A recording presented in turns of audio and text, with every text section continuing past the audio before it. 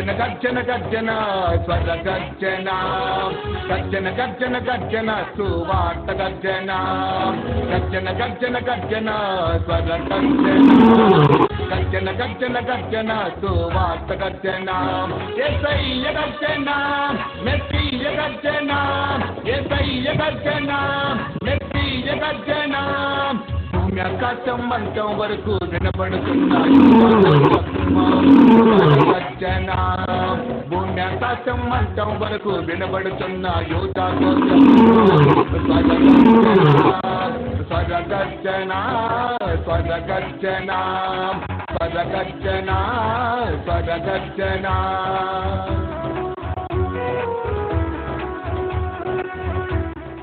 స్వర్గర్జన ప్రేక్షకులకి క్రీస్తు వారి యొక్క నామములో వందనములు చెల్లిస్తున్నాను. సంతోషంగా ఉన్నారా? స్వర్గర్జన కార్యక్రమం వస్తుందని ఎదురు చూస్తూ టీవీ దగ్గర కూర్చుని వింటున్నారు కదా, చాలా సంతోషం. మిమ్మల్ని బట్టి దేవుని నేను స్తుతిస్తున్నాను. ప్రతిరోజు ఇదే సమయానికి ఈ కార్యక్రమాన్ని మనం చూస్తూ ఉన్నాం. మీతో పాటు నేను, నాతో పాటు మీరును, మనతో పాటు దేవుడు చాలా చక్కగా ఈ యొక్క కార్యక్రమం ద్వారా మనం ఆనందిస్తూ ఉన్నాం. అనేక మంది ఈ కార్యక్రమాన్ని చూస్తున్న వారు వారి సంతోషాన్ని వెల్లబుచ్చుతూ నిత్యము వారి కొరకు ప్రార్థన చేయమని మాకు తెలియజేస్తూ ఉంటారు. మీరు కూడా ఈ కార్యక్రమం అయిపోయిన అనంతరం మీ అవసరతలు ఏమైనా ఉన్నట్టయితే దయచేసి మాకు తెలియజేస్తే మీ కొరకు మా టీంతో కలిసి ప్రార్థన చేస్తాం. మీ సమస్యకు పరిష్కార మార్గం ప్రభువైన అయిన క్రీస్తు వారని మా ప్రార్థన ద్వారా మీకు తేట తెల్లమవుతుంది. మరి ఇదే ముందు కూడా వాక్యాన్ని వినడానికి మనం సిద్ధపడదాం. వాక్యము చాలా విలువైనది, వాక్యం చాలా ప్రాముఖ్యమైనది. వాక్యాన్ని వినటం వలన క్రీస్తు యందు విశ్వాసం మనకు అధికమవుతుంది. విశ్వాసం వలన దైవికమైన కార్యాలు కంటికి కనబడే విధముగా, చెవికి వినబడే విధముగా మనకు తెలుస్తాయి. అందుకని వాక్యాన్ని మనం శ్రద్ధగా వినవలసిన వారమై ఉన్నాం. ఈ దినపు అంశ భాగాన్ని మీకు గుర్తు చేస్తుంటున్నాను. నాకు ఎవ్వడును లేడు అన్న అంశం మీద వాక్యాన్ని మనం ధ్యానించుకోబోతున్నాం. వాస్తవానికి మీకు అనేక మంది ఉండవచ్చు, నాకు కూడా చాలా మంది ఉన్నారు మీలాంటి వాళ్ళు. అయినా ఇప్పుడు చెప్తున్న వాక్యాన్ని కానీ మనం ఆలకించినట్టయితే మనకు కావలసిన వారు మనకు ఉన్నారా లేదని, మన అవసరతలు తీర్చగలిగిన వారు మనకు ఉన్నారా లేదని, మన అక్కరలు నెరవేర్చగలిగిన వారు మనకు ఉన్నారా లేదని, మన ఆశలు తీర్చగలిగిన వారు మనకు ఉన్నారా లేదని, మన బలహీనతలను తొలగించగలిగిన వారు మనకు ఉన్నారా లేదని మనల్ని మనముగా ప్రశ్నించుకోవడానికి ఈ వర్తమానం మనకు సరిపోతుంది. దేవునికి మహిమ కలిగిన గాక. కూడింటి నా ప్రియ సహోదరు సహోదరులారా, ప్రభువైన క్రీస్తు 2000 సంవత్సరాల క్రితం ఈ లోకములకు వచ్చారు. వచ్చిన యేసు ప్రభువుల వారు అద్భుతాలు చేశారు, సూచక్రియలు చేశారు, మహత్కార్యాలు చేశారు, అనేకమైన గొప్ప కార్యాలు చేశారు. కుంటివాడికి నడకనిచ్చారు, గుడ్డివాడికి చూపునిచ్చారు, మూగవాడితో మాట్లాడించారు, కుష్ఠరోగులతో సైతం శుద్ధి చేసి ఎట్టి వ్యాధినైనా బాగు చేస్తూ ప్రభువైన క్రీస్తు వారు తన లోకంలో శరీరధారిగా జీవిస్తూ ఉన్నారు. ఒకానొక దినమున ఆయన యెరూషలేముకు వెళ్ళవలసిన అవసరత వచ్చినది. యెరూషలేములో బెతెస్దా అనే ఒక కోనేరు ఉన్నది. ఆ కోనేరు దగ్గర ఓ ప్రత్యేకమైన ఒక కార్యం జరుగుతూ ఉంటుంది ఎప్పుడు. ఏంటి ఆ కార్యం అంటే, ఆ కోనేటిలో నీళ్లున్నాయి, ఆ కోనేటి చుట్టూ 5 మండపాలు ఉన్నాయి. ఆ కోనేటి దగ్గర అనేక మంది రోగగ్రస్తులు, వ్యాధిగ్రస్తులు, పక్షవాతము కలిగిన వారు, చాంద్ర రోగము కలిగిన వారు, అనేకమైన వింత వింత వింత వింత వింత వింత రోగాలు కలిగిన వారు ఎప్పుడు ఎక్కడ ఎవరి దగ్గర బాగు కానీ స్థిరమైన జబ్బులు కలిగిన వ్యక్తులు ఆ బెతెస్దా కోనేరు చుట్టుప్రక్కల ఉన్నారు. కారణం ఏంటి అంటే, ఒక ప్రత్యేకమైన కార్యం అక్కడ జరుగుతుందని వారందరూ అక్కడికి వస్తున్నారు బాగు చేసుకోవడానికి, జబ్బులు నయం చేసుకోవడానికి. ఆ కోనేటిలో అప్పుడప్పుడు పరలోక రాజ్యము నుంచి ఒక దేవుని యొక్క దూత దిగివచ్చి ఆ నీళ్లను కదిలిస్తూ ఉంటుంది. కదిలించినప్పుడు ఎవడైతే ఆ నీళ్ళలో పడతాడో, ఎవడైతే ముందుగా వెళ్ళి ఆ నీళ్ళలో పడతాడో వాడు ఎట్టి వ్యాధి గలవాడైనా బాగైపోతాడంట. దేవునికి మహిమ కలుగాక. ఆ విషయం విన్నవారు రోగగ్రస్తులందరూ కూడా ఆ బెతెస్దా కోనేటి దగ్గర ఆ చుట్టూ ఉంటున్న మండపాలలో నిత్యము నివాసం చేస్తూనే ఉన్నారు.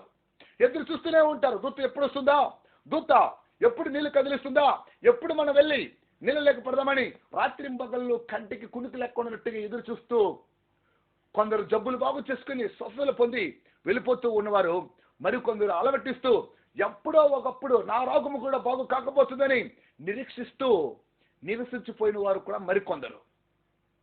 కానీ అలాంటి సందర్భంలో ఒకానొక దినమున ప్రభువైన యేసుక్రీస్తు వారు ఆ ప్రాంతానికి వచ్చారు. అక్కడ ఒక వ్యక్తిని చూశారంట. బైబిల్ చాలా స్పష్టంగా చెప్తుంది. బైబిల్లో నుంచి ఆ వాక్యాన్ని మనం చదువుకుందాం. యోహాను రాసిన సువార్త 5వ అధ్యాయం 4వ వచనం నుంచి. ఆయా సమయములకు దేవదూత కోనేటిలోనికి దిగి నీళ్లు కదిలించుట గలదు. నీరు కదిలింపబడిన పిమ్మట మొదట ఎవడు దిగునో వాడు ఎట్టి వ్యాధి గలవాడెనను బాగుపడును. గనుక ఆ మండపాలలో రోగులు, గుడ్డివారు, కుంటివారు, ఊచకాళ్ళు చేతులు గలవారు గుంపులు గుంపులుగా పడి ఉండిరి. అక్కడ 38 ఏళ్ల నుండి వ్యాధి కల ఒక మనుష్యుడుండెను. యేసు వాడు పడినట్టు చూసి వాడు అప్పటికి బహుకాలము నుండి ఆ స్థితిలో ఉన్నాడని ఎరిగి స్వస్థపడు కోరుచున్నావా అని వానిని అడుగుగా, దేవునికి మహిమ కలుగును గాక. యేసు ప్రభులు వారు ఆ ప్రాంతానికి వచ్చారు. వాడు 38 సంవత్సరాలుగా బెతస్తా కోనేరు దగ్గర రోగము బాగు చేసుకోవడానికి ఆ కోనేటిలోకి దిగుతూ ఉంటున్న దూత కొరకు ఎదురు చూస్తూ ఆ నీటిలోకి పడాలని ఆశిస్తూ ఆ నీటిలో పడితే జబ్బు బాగా అవుతుందని ప్రత్యేకమైన కోరిక కలిగి వాడు నిరీక్షిస్తూ ఉన్నాడు. కానీ ఒక్కరోజు కూడా మొదటిగా నీళ్ళలోనికి వీడు దిగినది లేదు, వీడి జబ్బు బాగా అయినది లేదు. 38 సంవత్సరములుగా వీడు అలాగ అలమటిస్తూ ఉన్నాడు. జబ్బు ఎప్పుడు, ఎక్కడ, ఎవరి ద్వారా, ఎప్పుడు బాగవుతుందని ఎదురు చూస్తూనే ఉన్నాడు. దూత వస్తూ ఉంది, నీళ్లు కదిలిస్తూ ఉంది, వెళ్ళిపోతూ ఉంది. దానిలోకి పడిన వారు బాగవుతున్నారు, వీడు పడటం లేదు కనుక వీడికి బాగు కావటం లేదు. కారణం ఎందుకు? వీడు ఒక్కడ మాత్రమే ఎందుకు పడలేకపోతున్నాడు? వీడు ఒక్కడ మాత్రమే ఎందుకు నీళ్ళకి దిగబలేకపోతున్నాడు? 38 సంవత్సరములుగా ఒక్కరోజైనా, ఒక్క వారంలోనైనా, ఒక్క నెలలోనైనా, ఒక సంవత్సరంలోనైనా, 38 సంవత్సరాలు ఎప్పుడో ఒక్కసారైనా నీళ్లు కదిలించిన దూత వెళ్ళిపోయిన వెంటనే నీళ్ళకి పడడానికి వీనికి ఎందుకు అవకాశం దొరకలేదు అంటే, అందుకే యేసు ప్రభువుల వారు దగ్గరికి వెళ్ళి వాడు అనేక దినములుగా ఆ రీతిలో బాధపడుతున్నాడని గుర్తిరిగి యేసు ప్రభువుల వారు వారిని పోయి అడిగారు, నీవు స్వస్థపడు కోరుచున్నావా అని. ఎంత ప్రేమమయుడు ప్రభువైన యేసుక్రీస్తు వారు తెలుసా? బాధపడుతున్న వ్యక్తులను బాధ తీర్చాలని, దుఃఖపడుతున్న వ్యక్తులకు దుఃఖము దూరం చేయాలని, వేదన పడుతున్న వ్యక్తులకు వేదన తొలగించాలని, జబ్బులో ఉన్న వ్యక్తులకు బాగు చేయాలని యేసు ప్రభువుల వారి యొక్క ఆశ తన ప్రేమ ద్వారా చాలా స్పష్టంగా కనబడుతుంది. దేవుడికి మహిమ కలుగును గాక.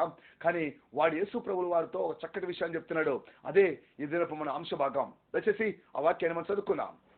యోహాను రాసిన శుభవార్త 5వ అధ్యాయము 7వ వచనం. ఆ రోగి, అయ్యా, నీళ్లు కదిలింపబడినప్పుడు నన్ను కోనేటిలోనికి దించుటకు నాకు ఎవ్వడును లేడు, గనుక నేను వచ్చినంతలో మరొకడు నాకంటే ముందుగా దిగునని ఆయనకు ఉత్తరం ఇచ్చాను.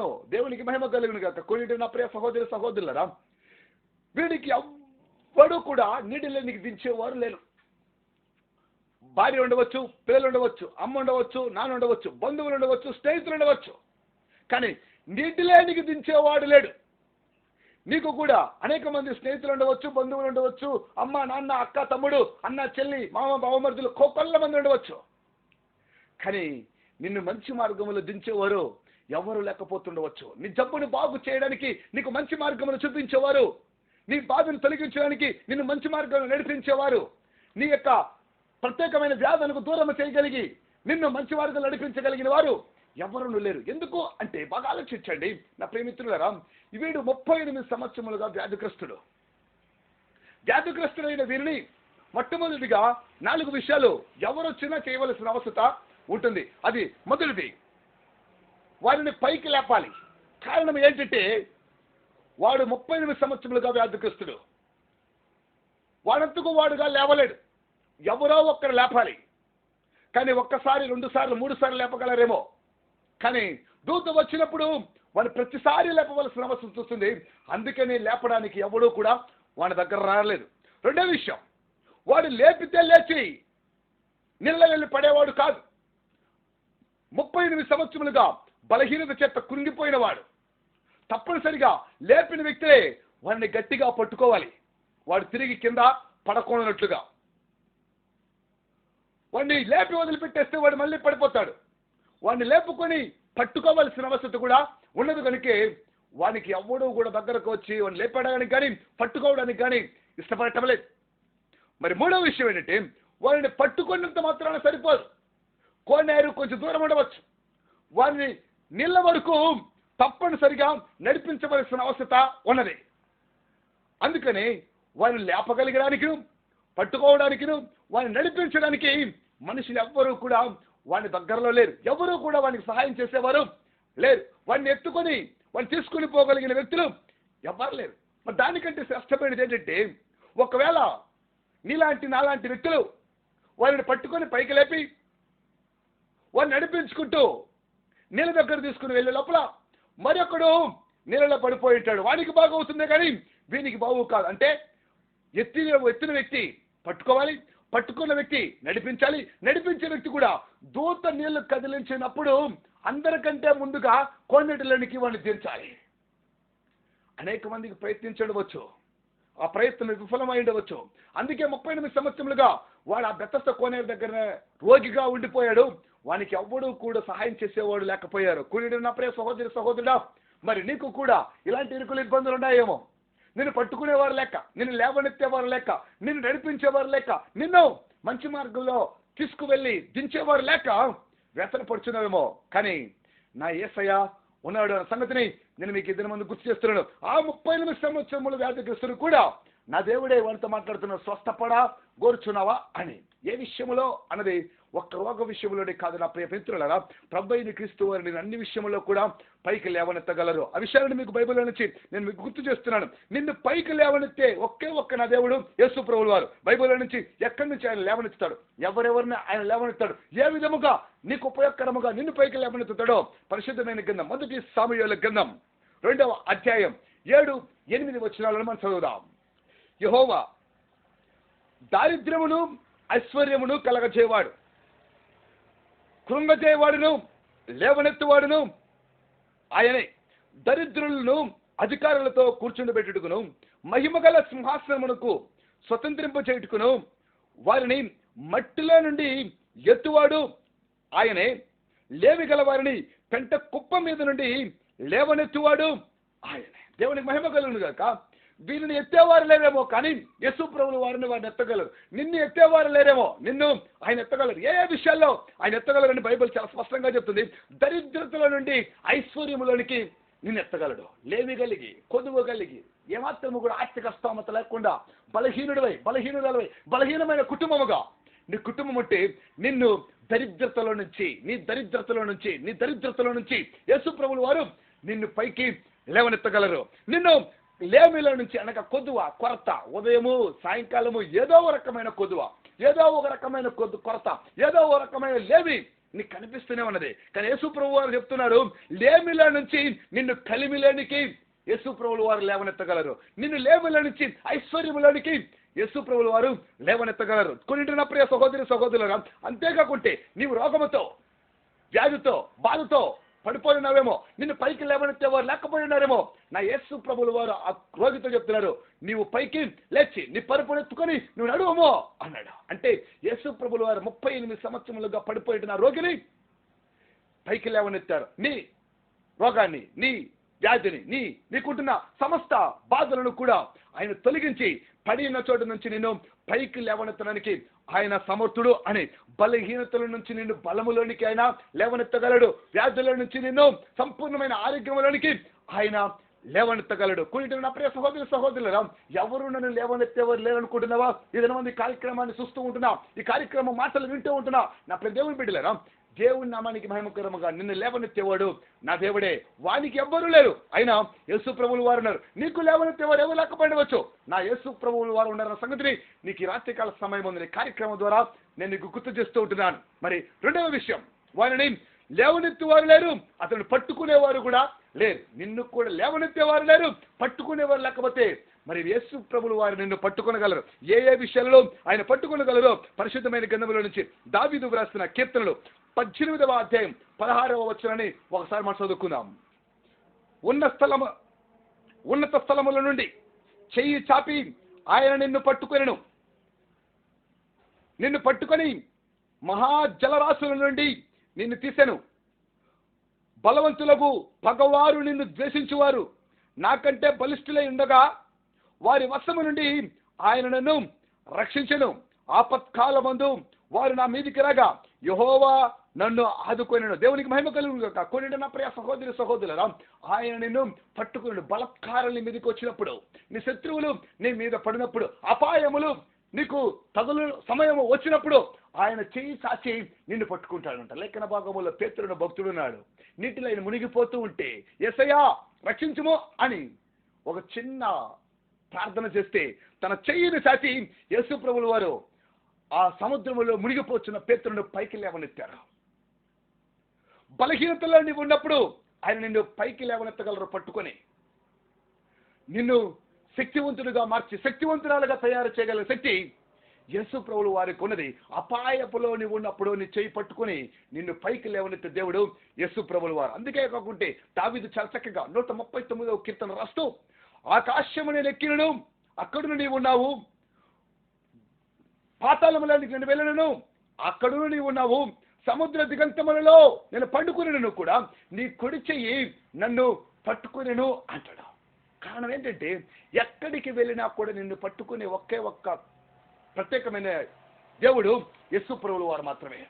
నిన్ను ఏ స్థితిలో ఉన్నా, ఏ పరిస్థితుల్లో ఉన్నా, నువ్వు ఏ స్థానంలో ఉన్నా, ఏ స్థానంలోనికి దిగసారిపోయినా, ఏ స్థానంలోనికి ఎదిగినా, ఏ స్థానంలో నుంచి నువ్వు పడబోచున్నా, నిన్ను పట్టుకునగలిగిన వాడు, రాయి తగలకుండా ఎత్తి పట్టుకునగలిగిన వాడు నా దేవుడు. అపాయము నీకు జరిగినా, వ్యాధి నీకు కలిగినా, బాధ నిన్ను భయపెట్టినా, అనేక మంది నిన్ను విడిచిపెట్టినా, అనేక మంది నిన్ను దూషించినా, శత్రువులు నీకు అనేక మంది అయినా కూడా నిన్ను పట్టుకునగలిగిన వాడు, సంరక్షించగలిగిన వాడు, బలత్కారుల చేతుల నుంచి నిన్ను విడిపించగలిగిన దేవుడు నా దేవుడు. అందుకని ఎవ్వడు లేడు అని వాడనుకున్నట్టుగా నీవు అనుకుంటున్నావేమో, కానీ ఈ దినం నుంచి వానికి యేసు ప్రభువుల వారు ఉన్నట్టుగా నీకు కూడా యేసయ్య ఉన్నాడు. నీకు కూడా నా రక్షకుడైన క్రీస్తు నీకు సంరక్షకుడుగా ఉండి నిన్ను పైకి లేవనెత్తగలడు. దేవునికి మహిమ కలుగును గాక. ఆయన నిన్ను పట్టుకొనగలడు. దేవునికి ఘనత కలుగును గాక. ఆయన నిన్ను లేవనెత్తడమే కాకుంటే, పట్టుకునడమే కాకుంటే నిన్ను ఆయన నడిపించగలడు. వారిని నడిపించేవారులే, కానీ నిన్ను నడిపించే దేవుడు నా యేసయ్య. వారితో చెప్పి ఉంటున్నారు యేసు ప్రభువుల వారు, నీ పరుపునెత్తుకొని నీవు నడువు అన్నాడు. వెంటనే వాడు దిగ్గున లేచి, వాడు పరుపును వాడు ఎత్తుకొని, వాడు లేచి పరుపునెత్తుకొని నడవసాగెను. దేవునికి మహిమ కలుగుగాక. వారిని నడిపించింది 38 సంవత్సరములుగా ఎవ్వడు లేడు, కానీ యేసయ్య వారిని నడిపించాడు. నా యేసయ్య వారిని నడిపించాడు. దేవునికి మహిమ కలుగుగాక. నా యేసుక్రీస్తు వారు నిన్ను కూడా, ఈ కార్యక్రమం వింటున్న నిన్ను కూడా, ఈ కార్యక్రమం వింటున్న మీ కుటుంబాన్ని కూడా, ఈ కార్యక్రమం చూస్తున్నా మిమ్మల్ని కూడా యేసు ప్రభువుల వారు నడిపిస్తారు. దేవునికి మహిమ కలుగుగాక. ఎక్కడికి నడిపిస్తారు, ఏ విధంగా నడిపిస్తారో వాక్య లెక్క వేళ మనం చదువుకున్నాం. పరిశుద్ధమైన గ్రంథముల నుంచి నిర్గమకాండము 3వ అధ్యాయం 8వ వచనం చదువుకున్నాం. కాబట్టి ఐగుప్తీయుల చేతుల నుండి వారిని విడిపించుటకును, ఆ దేశముల నుండి విశాలమైన మంచి దేశమునకు, అనగా కానానీయులకును, హిత్తీయులకును, అమ్మోరీయులకును, పెరిజ్జీయులకును, హెవ్వీయులకును, యెబూసీయులకును నివాస స్థలమై పాలు తేనెలు ప్రవహించు దేశమునకు వారిని నడిపించుటకు దిగి వచ్చి ఉన్నాను. ఎక్కడికి నడిపిస్తాడు యేసు ప్రభువుల వారు అంటే, పాలు తేనెలు ప్రవహించు దేశమునకంట. దేవునికి మహిమ కలుగును గాక. కూడింటి నా ప్రియ సహోదరులారా, ఇప్పటి వరకు వాడు దుఃఖముతో ఉన్నాడు, బాధతో ఉన్నాడు, వ్యాధితో ఉన్నాడు, రోగముతో ఉన్నాడు, వ్యసనముతో ఉన్నాడు, ఎవ్వరూ లేరని కుమిలిపోతూ కృషించిపోతూ ఉన్నాడు. 38 సంవత్సరములుగా వాడి దుఃఖానికి అవధులు లేవు. కానీ ఇప్పుడు యేసు ప్రభువుల వారు వాడి దగ్గరికి వచ్చిన తర్వాత వాడు పరుపెత్తుకొని నడుచుచూ పాలు తేనెలు ప్రవహించు దేశమునకు వాడు వెళ్ళుట. అంటే ఆనందము, ఆరోగ్యము, సంతోషము, సమాధానము, నెమ్మది, తృప్తి, సంతోషంతో వాడి నిత్యము కూడా వాడి జీవితాన్ని వాడు బావుగా అనుభవించడానికి అనుకూలమైన దేహాన్ని పొందుకుని వాడు వెళ్ళిపోయాడు. కానాను దేశానికి ఇజ్రాయేల్ జనాంగమును దేవుడు ఐగుప్తుల నుంచి విడిపించి పాలు తేనెలు ప్రవహించే దేశానికి నడిపించాడు. అంటే ఐగుప్తు బానిస దేశం, కానీ కానాను దేశం స్వతంత్ర దేశం. ఐగుప్తు మరి ఏమాత్రము కూడా వీరికి స్వతంత్రత లేదు. ఐగుప్తులో వీరికి ఏమాత్రము కూడా అన్ని దొరికేటివి కాదు. కానీ కానానులో ఇశ్రాయేలు జనాంగమునకు పాలు తేనెలు ప్రవహించే దేశానికి, మంచి పంటలు పొలములు బావుగా విరివిగా విస్తారమైన ఫలవృక్షాలు కలిగిన ప్రదేశానికి యేసు ప్రభువుల వారు ఇశ్రాయేలు జనాంగాన్ని నడిపించారు. కుడిన ప్రదేశం బిడ్డలుగా నిన్ను కూడా కష్టముల నుంచి నష్టముల నుంచి విడిపించి శాంతి సమాధానముల వైపుకో ఆయన నడిపించగలరు. నిన్ను లేమిలో నుంచి దరిద్రతల నుంచి విడిపించి కలిమిలోనికిను ఐశ్వర్యములోనికిను నిన్ను నడిపించగలరు. నిన్ను దుఃఖముల నుంచి వ్యాధుల నుంచి బాధల నుంచి విడిపించి నిన్ను సంతోషంలోనికిను ఆరోగ్యంలోనికిను ఆనందంలోనికి ఆయన నడిపించగలరు. అందుకని ఆయన నడిపించే దేవుడు. బైబిల్ దావీదు రాస్తూ కీర్తన 23వ కీర్తన 2వ వచనం చెప్తున్నాడు, ఆయన శాంతికరమైన జలముల యొద్దకు నన్ను నడిపించుచూ ఉన్నాడు అన్నాడు. దేవునికి మహిమ కలుగును గాక. కూడిన నా ప్రియ సహోదరి సహోదరులారా, ఆయన శాంతికరమైన జలముల యొద్దకు నడిపించువాడుగా ఉన్నాడు. ఆయన నిన్ను శాంతి సమాధానముల చేత నింపి నీ మార్గాలను సరళం చేసి నీతో కూడా ఉండి ఆయనని చేయి పట్టుకొని నడిపించే దేవుడు ప్రభువైన క్రీస్తు వారు. దేవునికి మహిమ కలుగుగాక. ఆయన నడిపించువాడే కాదు, ఆయన నిన్ను ముందుగా తీసుకుని వెళ్ళగలడు. నువ్వు అందరికంటే కూడా తలగా ఉండగలిగిన వ్యక్తిగా, అందరికంటే కూడా గొప్పగా ఉండగలిగే వ్యక్తిగా, భూజనముల కంటే నీవు ప్రత్యేకమైన వ్యక్తిగా, అన్నిటికంటే పైవాడుగా, అన్నిటిలోనూ గొప్పవాడుగా, అన్ని విషయములో ఎదుగుతూ వర్ధిల్లుతూ అనేక మందికి అగుపడి వ్యక్తిగా దేవుడు నిన్ను తయారు చేయగలడు. ఎందుకు అంటే ఆ బెతస్దా కోనే దగ్గర ఉంటున్నవాడు 38 సంవత్సరాలుగా బాధపడుచున్నాడు. వారిని దూత వచ్చి కదిలించినప్పుడు మాత్రమే దించాలి. కానీ యేసు ప్రభువుల వారు అక్కడున్న రోగగ్రస్తుల కంటే, అక్కడున్న వ్యాధిగ్రస్తుల కంటే వీడు స్వస్థత నుండి ముందుగా అందరికంటే బాగు చేసుకుని వెళ్ళిపోయాడు. కారణం, వాడు యేసు ప్రభు కంటబడ్డాడు. వాడు యేసు ప్రభువులు వారిని చూశాడు. వాడు యేసు ప్రభువులు వారి మాటలు విన్నాడు. వాడు యేసు ప్రభువులు వారి మీద విశ్వాసం వచ్చాడు. వాడు యేసు ప్రభువులు వారిని గుర్తించాడు. వాడు యేసు ప్రభువులు వారి దగ్గర నుంచి సహాయం కోరుకున్నాడు. వాడు యేసు ప్రభువులు వారికి తన యొక్క బాధలు చెప్పుకున్నాడు. వాడు యేసు ప్రభువులు వారి దగ్గరకు వచ్చి వానికి కావాల్సిన వాటిని అన్నింటినీ పొందుకోవడానికి ఇష్టపడ్డాడు. అందుకని వాని జీవితం నయమైపోయింది, వానికి ఆనందము దొరికిపోయినది. కూడింటినా నా ప్రియ సహోదరి సహోదరులుగా, క్రీస్తు పేరిట నీకు ప్రభువైన క్రీస్తు వారు ఇచ్చే ప్రతి దీవెనకు నీవు అర్హుడు కావాలని నేను కోరుకుంటున్నాను. నీ జీవితంలో యేసు ప్రభువుల వారి ఇలాగ నా జీవితంలోనికి వచ్చి పడి ఉంటున్న నన్ను లేవనెత్తిన నన్ను పట్టుకొని నన్ను నడిపించి అందరికంటే ముందుగా నన్ను తీసుకుని వెళ్ళాలని ఆశిస్తున్నావా? అయితే యేసు ప్రభువుల వారు నిన్ను అడుగుతూ ఉన్నారు. వారిని అడిగినట్టుగా స్వస్థపడగోరుచున్నావా? బాగుపడగోరుచున్నావా? స్థిరపడగోరుచున్నావా? ఎదగదలుచుకుంటున్నావా? వృద్ధిలోనికి రావాలనుకుంటున్నావా? అభివృద్ధి పొందాలనుకుంటున్నావా? క్షేమంగా ఉండాలనుకుంటున్నావా? మేలులు చేత అందరికంటే ముందుగా గొప్పవాడు కావాలనుకుంటున్నావా? జ్ఞానవంతుడు కావాలనుకుంటున్నావా? విద్యావేత్తలు కావాలనుకుంటున్నావా? మంచి పనివాడు కావాలనుకుంటున్నావా? పనిలో నీవు ముందుండాలనుకుంటున్నావా? బలములో నీవు ముందుండాలనుకుంటున్నావా? ఆయుష్ నీకు ఎక్కువ కావాలనుకుంటున్నావా? ఏమి కావాలనుకున్నా స్వస్థపడు కోరుచున్నావా అని అడిగినట్టుగా యేసు ప్రభువు నీ బలహీనతను బట్టి నిన్ను కూడా అడుగుతున్నా, నీకు ఏం కావాలి? దేవుని నామానికి మహిమ కలుగాక. నీకేం కావాలి? నువ్వు ఉన్న ఇంటిలోనే, నువ్వు ఉంటున్నా ఈ కార్యక్రమం వింటూనే కానీ నువ్వు తలలో ఉంచినట్టయితే నీ కొరకు నేను ప్రార్థన చేస్తా. నీ దరిద్రతల నుంచే నిన్ను విడిపిస్తారు. నీ ఆర్థిక హీన స్థితిలో నుంచి నిన్ను పైకి లేవనెత్తుతారు. నీ అనారోగ్య స్థితిలో నుంచి నిన్ను ఆరోగ్యవంతుడిగా మారుస్తారు. నీ బలహీనతల నుంచి నిన్ను బలవంతుడిగా తయారు చేస్తారు. నిన్ను ఐశ్వర్యవంతుడిగా కూడా మార్చడానికి నా దేవునికి శక్తి ఉన్నది. కొన్నిటినా నా ప్రియ సహోదరి సహోదరులరా, ఒక సేవకుడిగా మీ కొరకు నేను ప్రార్థన చేస్తాను. మీరు ఉన్న చోటనే ప్రభా నీవు కూడా నన్ను పైకి లేవనెత్తగలవు, నీవే నన్ను పట్టుకొనగలవు, నీవే నన్ను నడిపించగలవు, నీవే నాకు సహాయము చేసి నా బాధ నుంచి విముక్తి కలిగించగలవు, నన్ను నీవే నడిపించగలవు అని విశ్వసిస్తే అందరికంటే ముందుగా నిన్ను గొప్పవాడిగా తయారు చేయడానికి నా దేవుడు ఇష్టపడుతున్నాడు. తల వంచుదాం, ప్రార్థన చేసుకుందాం. నీవు కూడా నాతో పాటు ప్రార్థించవలసిందిగా మనవి చేస్తున్నాను. ప్రార్థన. కృపాసత్య సంపూర్ణుడా, నీకు వందనములు చెల్లిస్తూ ఉన్నాం. ఆశ్చర్యకరుడా, నీకే కృతజ్ఞతలు. ఈ కార్యక్రమాన్ని వింటున్నా నా ప్రియమిత్రులందరినీ, రోజు ఈ కార్యక్రమాన్ని చూస్తున్నా నా ప్రియ సహోదరి సహోదరులను, ఈ కార్యక్రమం కొరకు ఎదురు చూస్తున్నా ఈ టీవీ దగ్గర కూర్చున్న ప్రియ బిడ్డలందరినీ కూడా మీరే భద్రపరచండి. ఎవరూ లేరనుకుంటున్నారేమో తండ్రి, మీరున్నారన్న సంగతిని ఈ దినమంది కార్యక్రమం ద్వారా మీరు వివరించి చెప్పినందుకు నీకు వందనాలు చెల్లిస్తున్నాం. లేవలేకపోతున్నారేమో వారిని మీరు ఈ దినం నుంచి పైకి లేవనెత్తుతూ ఉన్నారు. నా తల్లి నడవలేకపోతున్నారేమో వారిని ఈ దినం నుంచి మీరు నడిపిస్తూ పట్టుకుని పోతున్నారు. నా తండ్రి ఎత్తి పట్టుకునేవారు లేరనుకుంటున్నారేమో, నా తండ్రి మీరున్నారని సంగతిని వారికి గుర్తు చేయడానికి మీ దాసులుగా మీరు మమ్మల్ని తయారు చేస్తున్నందుకు నీకు వందనములు చెల్లిస్తున్నాం. వారు లేమిలే ఉన్నారేమో కలిమిలేనికి నడిపించండి, దరిద్రలో ఉన్నారేమో ఐశ్వర్యములకి నడిపించండి. నా తండ్రి బాధతో వ్యాధితో ఉన్నారేమో నయం చేసి దుఃఖాన్ని దూరం చేసి ఆనందాన్ని కలిగించి మీ నామానికి మహిమ తెచ్చుకున్నామని ఈ కార్యక్రమాన్ని రోజు చూస్తూ మీకు ఆశీర్వాదాల చేత ఆనందం పొందుకున్న వారుగా వీరందరినీ తయారు చేయమని ఘనత మహిమ ప్రభావాలు మీకు చెల్లిస్తూ మమ్మల్ని మిక్కిలిగా ప్రేమించినాం. ఈ కార్యక్రమం చూస్తున్న ప్రతి బిడ్డను కూడా పైకి లేవనెత్తుతూ నడిపించచ్చు, పట్టుకొని ముందుకు తీసుకుని వెళ్తున్నాం. మా ప్రియ రక్షకుడైన యేసుక్రీస్తు వారి అతి శ్రేష్టమైన నామములో అడిగి ప్రార్థిస్తున్నాము తండ్రి. ఆమేన్. Praise the Lord. అందరికీ వందనాలు.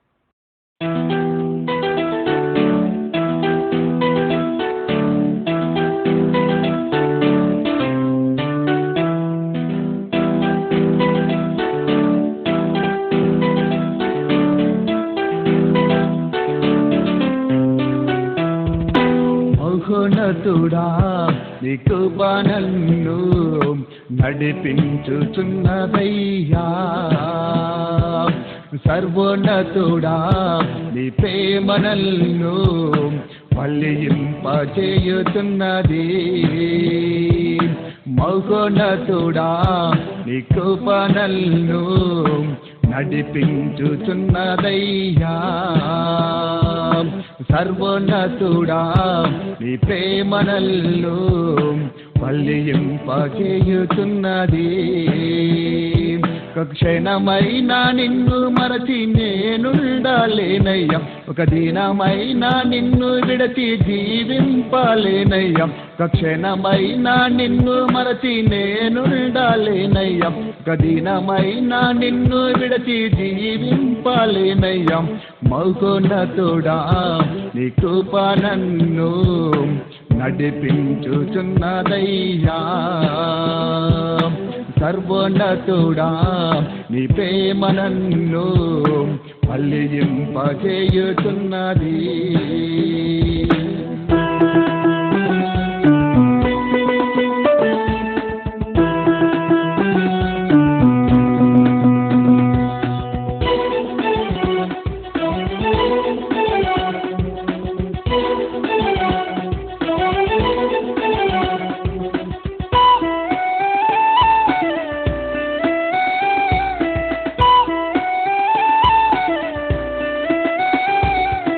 మొరపెట్టగా నా మరణు వీని సమాధానమిచ్చావయ్యా. నేనాతింపగా నా ఆతధ్వనికి దీవెన పంతావయ్యా. నే మొరపెట్టగా నా మరణు వీని సమాధానమిచ్చావయ్యా. నేనాతింపగా నాతధ్వనికి దీవెన పంతావయ్యా. నీవే నాధారమై నాలో నిండిన ఆనందమై. నీవే నాధారమై నాలో నిండిన ఆనందమై. జీవించుచున్నది నేను కాక నాలోన నీవే జీవించుచున్నావయ్యా.